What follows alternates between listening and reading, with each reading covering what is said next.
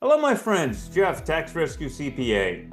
So today we're going to talk about amending your tax return. If you're here watching this, you've probably figured out that there is some problem with the return you have previously filed with the IRS. And you're wondering, okay, what do I do now? So this video is going to talk about that, an overview of what you should do and when and why and how. And at the end, I'm going to give you some tips to get the best possible outcome from your amendment. So let's talk first about the overall concept of amending a return.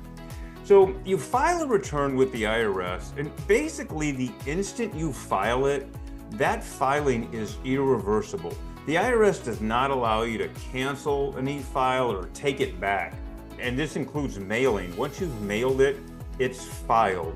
So the IRS then has this filing on file here, and you want different numbers on there. So in order for the IRS to do that in their process, you have to amend the return or change the numbers from the original filing to the correct numbers and show the IRS and demonstrate them through their form what changed, and then provide an explanation. And we'll get to that in a second. But understand you can't take back a filing and give them a new one. Say, there's no do-overs. You pretty much have to go with what you filed originally and then make changes to it.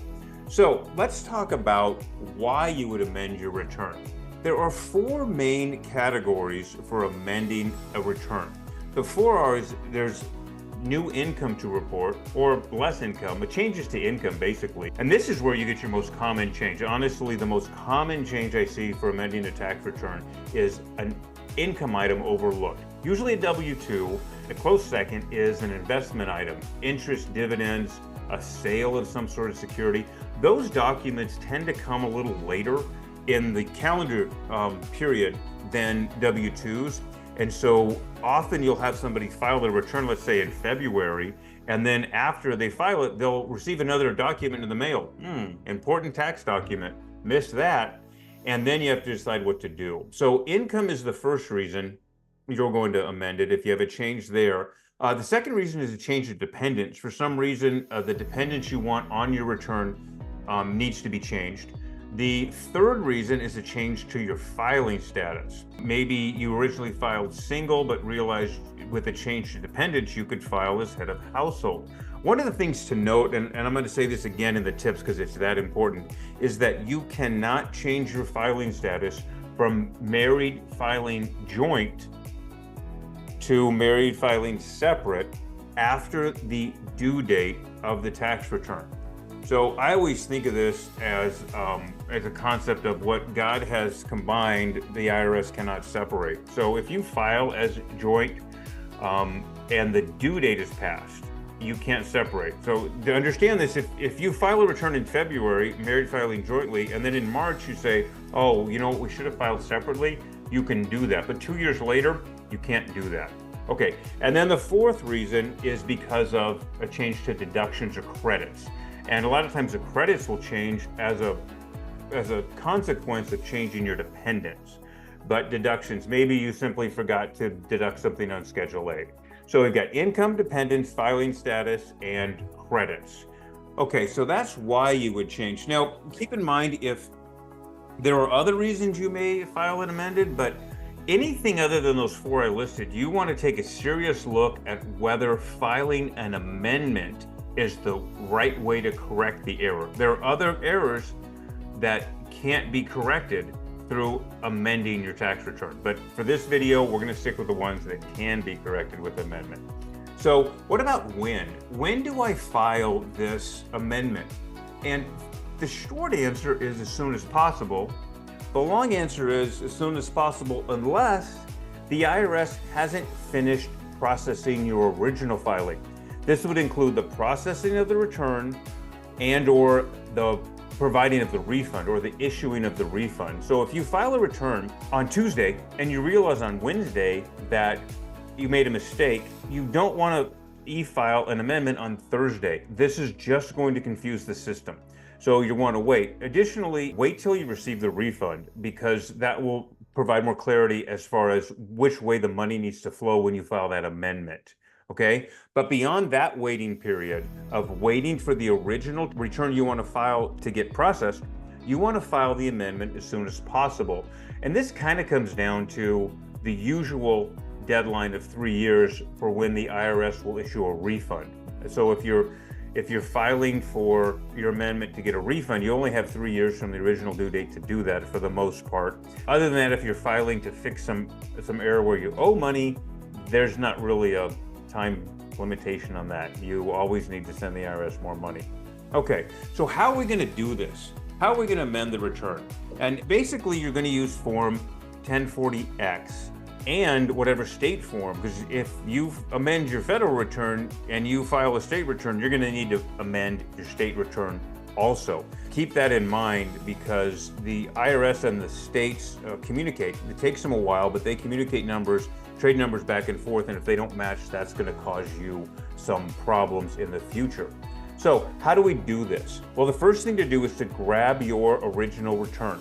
Then figure out what changes need to be made to that return. And this is what trips people up. The third step is to re-prepare your tax return.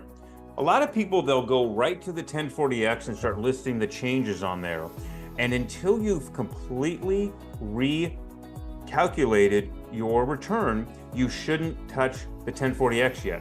So the third step is to re-prepare your tax return. So now you've got the original return and the corrected return. Now you're going to complete the 1040X because these are the two sets of numbers you need to properly complete the 1040X. So you go through there, and again, going line by line is not within the scope of this video. There's other ways you can find that information out and go through those steps, but it's fairly straightforward. Make sure you get all the numbers on there and it should come out to the difference at the bottom line. Fill those out. So then the fifth step, if applicable, is to do the states. So after you've refigured and prepared the 1040X, then do the states. Now, let me back up and do one little thing I want to mention a couple times in this video. Make sure that on the second page of the 1040, you complete part 2, where they're requesting a description of the changes. This is just a plain language description where you're going to tell them why you're amending the return. I forgot this income item. I forgot this deduction. I forgot I had a child and I need to claim the dependent. Something like that. Just write it in ordinary, regular language so that there's a reasoning behind that. Generally, if you're doing a state amendment, it's going to be the same, and you can use the same verbiage from the federal description on the state description. Okay, so now we've got the amended forms prepared and for both the Fed and the state, and now you need to submit it. So you have two options. You can electronically file the amendment, or you can mail it in. This electronic option is a newer option in recent years that's been added, and it's quite convenient and results in faster processing. So if that's an option for you, I suggest taking it. Okay, so what are you going to send the IRS? Well, you're going to send them the 1040X, and the official request or requirement is that you send any forms that have changed. And when I prepare these for my clients, I send in the entire 1040 again. I also do this because frequently with the states, you need to send in the new federal one. So have that new form in its entirety to send in to the IRS if you're paper filing the return. And there's an address on the 1040X instructions as to where to file it. Now, at this point, if you owe money on the amendment, if you owe, I highly recommend you send in the payment right now. Now, why is that? Well, the main reason is it's going to take a while for this to get processed, and you're going to owe interest and penalties back to the original due date of the return. So if you wait until the IRS processes your return and they're 4 or 5 months out on processing, that's 4 or 5 months more of interest and penalties that you're going to have to pay on the amount owed. But when you mail it in and you send that check in, at that time, the clock will stop on that accrual of the penalties and interest, because that check will be posted when they receive it, not when they process it, when they receive it. And then accordingly, if you're going to electronically file it, go online and pay the tax right then. Go onto their direct pay site, make the payment, get the money to the IRS to stop the interest and penalties. Now, what do you do after you send it? Well, as I've said, unfortunately, you have to wait.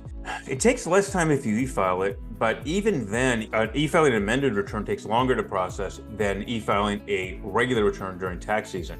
So either way, it's going to take a while. The IRS has a site or a tool called Track My Amended Return. You can go online and track it, but it's going to take a while. Be patient. If you're waiting for a big refund, don't plan on it for a vacation because it's going to take a while to get that money.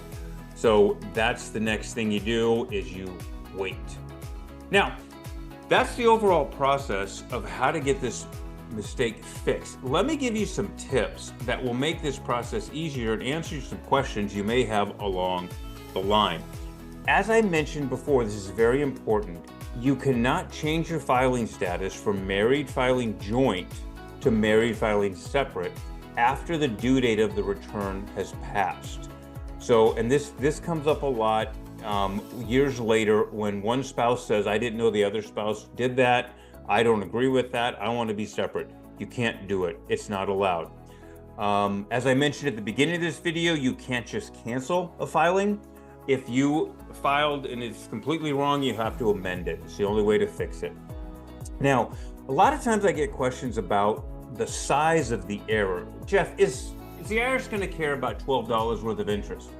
Well, I don't know. There is no specific guideline. The IRS, this is like when you're driving down the road and you're doing a little bit over the speed limit. How much over can you go? Don't know. Depends. So the IRS doesn't have a specific guideline on how much they're going to overlook.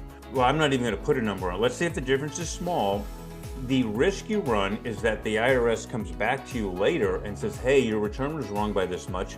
Here's this much in interest and penalties along with the tax that you owe us.